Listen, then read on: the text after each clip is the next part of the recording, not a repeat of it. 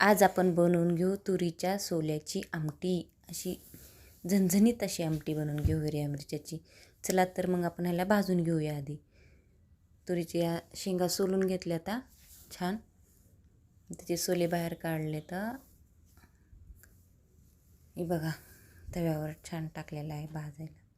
त्यामध्ये हिरव्या मिरच्या टाकून घ्यायच्या, भाजून घ्यायच्या. हे छान परतून झाले बघा. आता आपलं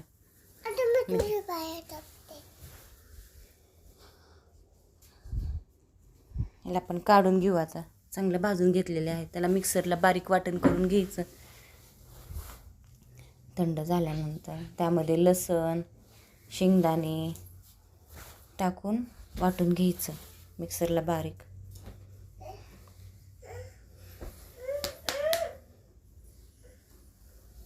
हे बघा असलं आपलं वाटण तयार झालेलं आहे. आता आपण थोडंसं गव्हाचं पीठ टाकायचं असते त्याच्यामध्ये भाजून. हे वाटण असं झालेलं आहे.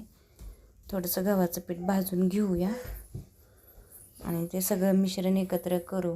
आपण जे वाटण केलं होतं तुरीच्या सोल्याचं, ते वाटण, पीठ, पाणी एकत्र करून घेऊ आणि आपण आता फोडणीत टाकू.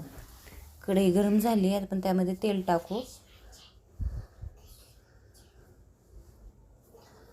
थंडीच्या दिवसात शेंगा भरपूर असतात आता तुरीला, थंडीतच असतात खाण्यासाठी छान. जिरे मोहऱ्या टाकून घेऊ.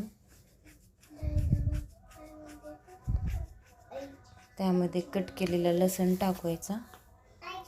लसण छान परतला की जे आपण जे मिश्रण केलेलं होतं ते टाकायचं.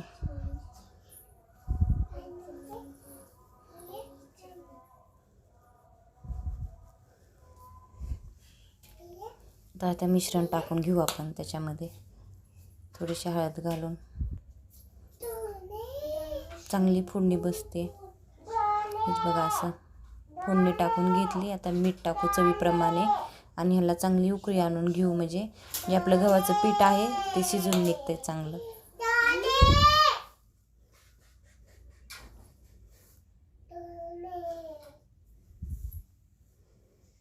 भाकरीसोबत छान लागते खाण्याला आमटी. आणि आज सोमवार असल्यामुळे झणझणीत अशी हिरव्या मिरच्याची आमटी आणि भाकरी असा उपवास सोडून घेऊया सोमवारचा. मला सोमवार असतो ना, त्यामुळे अशी आमटी केलेली आहे. ही बघा उकळी आली. छान अशी आमटी तयार झाली आपली गावाकडच्या पद्धतीने. चला तर मग बाय.